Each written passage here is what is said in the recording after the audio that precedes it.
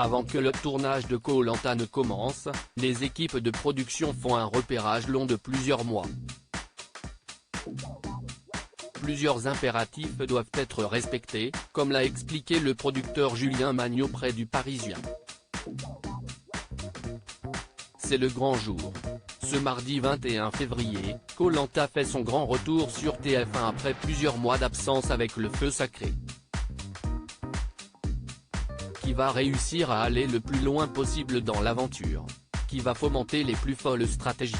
Qui va se faire trahir par ses camarades?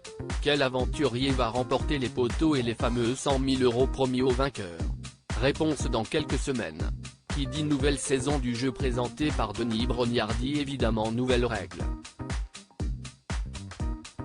Dans cette nouvelle édition, les 20 aventuriers auront la possibilité de remporter à chaque jeu un talisman, qui va leur donner un avantage considérable au prochain conseil. Autant dire que les cartes risquent rapidement d'être redistribuées dans l'île de Luçon aux Philippines. Histoire de faire saliver les téléspectateurs, le mari d'Hortense a dévoilé un aperçu de l'un des campements aux internautes quelques jours avant le grand retour du programme. Au menu, eau verte émeraude, jungle luxuriante et falaises qui tombent dans l'eau.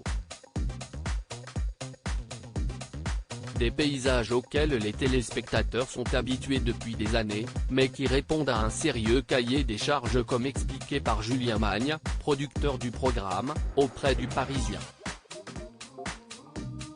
Plusieurs mois entre le repérage et le tournage et avant de partir pendant 2 mois au bout du monde pour dénicher l'île parfaite, c'est à Paris dans les locaux de Adventure Line Productions que les équipes se réunissent pour faire du repérage. Leurs outils, des atlas, des planisphères et l'application Google Earth, détaillent nos confrères. Une fois les différents sites repérés, la production contacte les gens du métier qui vivent sur place afin d'obtenir des photos et vidéos. Le choix s'affine, grâce à la venue sur place pendant une grosse semaine d'un premier représentant d'Alpes.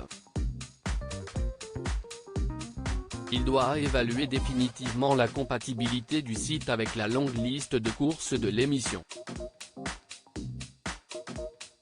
Pour cela, l'île doit permettre une évacuation rapide vers un hôpital aux standards internationaux.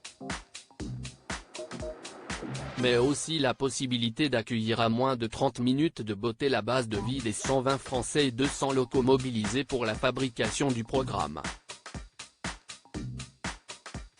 Au total, il s'écoule de 1 an et demi à 2 ans entre le premier repérage et le début du tournage de Koh Lanta.